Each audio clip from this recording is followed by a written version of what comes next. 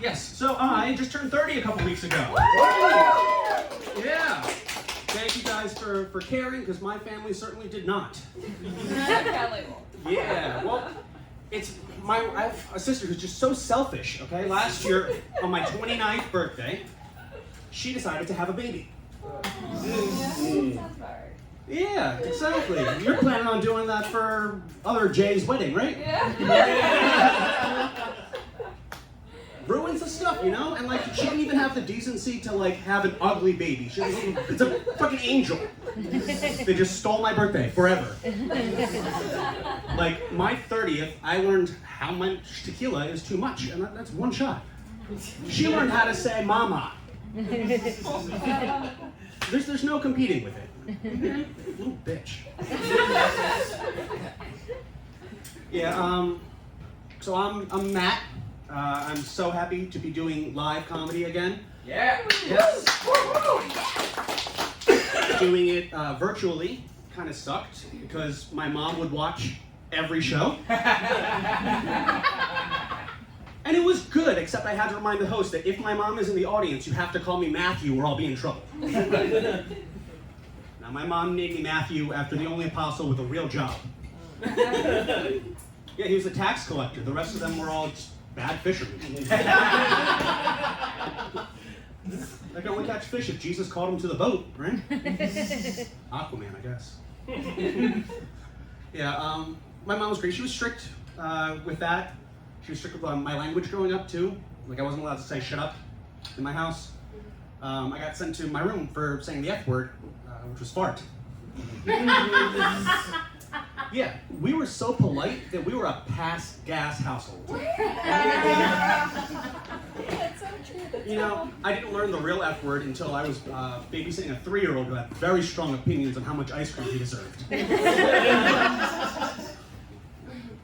It was cool, you know, having polite language. It helped me with, you know, my friends' parents and teachers and stuff, but other students in elementary school, not so much. This one was picking on me, and I said, hey, would you please be quiet and leave me alone? And he did. And he came back with 4 other kids. That's how I learned the importance of putting an air freshener in my locker. Very helpful. So, my dad, he just retired this year. Yeah, that's nothing we're celebrating. I'm happier than he is about it because it's one step closer to putting him in the home. Well, see, as a millennial, it's the only way I can get a house. So, my dad's great, but I think he's like aging backwards, or at least mentally. Like growing up, he used to listen to the Eagles and REM, and then he switched into like a John Mayer phase, and now his favorite band is Post Malone. You know, and like he used to like be outside gardening all the time or smoke 2 packs of cigarettes a day. Now he vapes while watching YouTube videos of other people gardening. Some of them actually feature Post Malone. Something about that guy, you know? Yeah, my dad's cool. Growing up, my family, we were emergency foster care. Yeah, so we had children delivered to our doorstep like we ordered them from Amazon. Yeah, it's all right. There were free returns on children under 12. That was great. As a little kid, it was always just like, you know, we got a new friend for a couple weeks. You know, it was a lot of fun. And then I never understood why they had to go away. And it turns out a lot of dads really were just out buying cigarettes. So I'm one of 7 now. It's a very large family, but I enjoy it. I have so many siblings that we outgrew the Verizon family plan. Yeah, and it's cool, and I enjoyed it. I'm the oldest boy, and it was great. But you know, I started to get a little like jealous because you know my dad's a big fat man. Okay. He is, for instance, and so I went to him in college and I said, hey, you know, I'm gonna start working out, and started working out with some friends, and he was like, why bother? You're gonna look like this.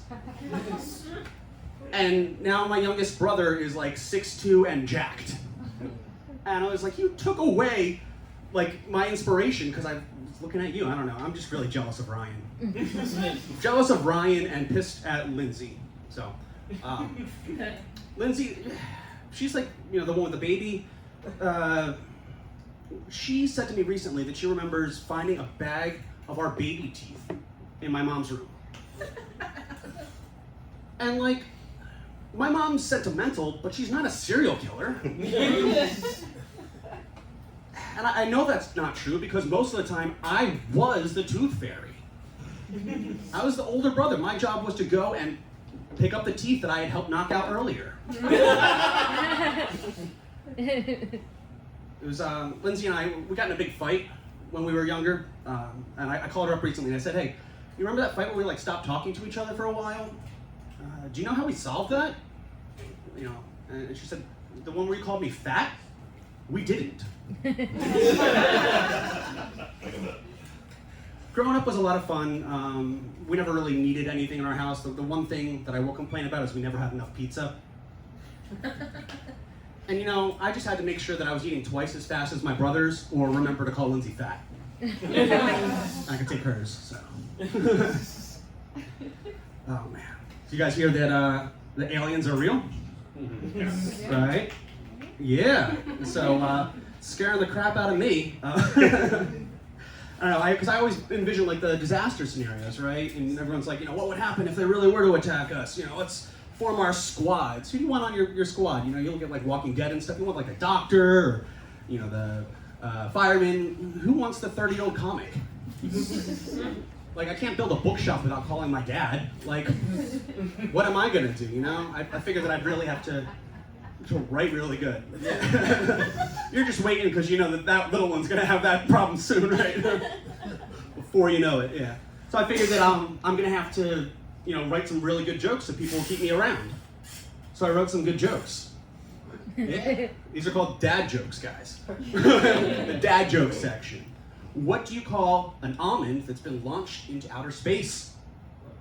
What? Yeah, a little louder, Greg. What? An astronaut. What did the alien dentist use to fix a toothache? What? Supernova cane. And what was the alien doing in the elementary school? What? Killing off our last generation.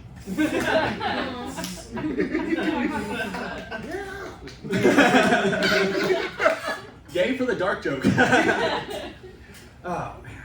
So I'm kind of guessing people in here can relate. I have anxiety and depression. Yeah. Statistically, so do half of you too. And if you don't know, you should probably get yourself checked out. It's, I tried to get away from my anxiety and depression once by going on a solo vacation to Florida, where I got separation anxiety and tropical depression. I called a therapist office once to try and get some help, but the receptionist talked me out of it. Very bad sales lady. Is like my self-esteem depends on how quickly people say bless you when I sneeze. And when I sing karaoke, I sing backup. I'm so insecure that I watched the new Mortal Kombat movie, but I had to verify with 3 resources whether or not I liked it. Apparently it, did great, but they promised a lot more. And so it's kind of like they promised to deliver the world and all you got was Florida.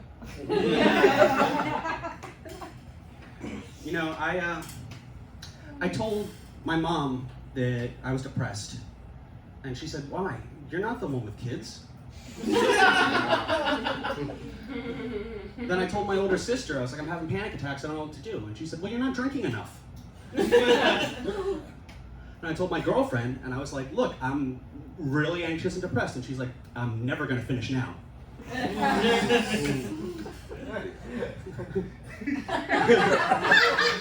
I like your laugh, Greg. You're over here trying to be chill and just kind of quiet, but no, I needed you in the dad jokes. I need your laugh, man. Share it with the world. Your girl's over here nodding. She's like, yeah. So this is a lot of fun.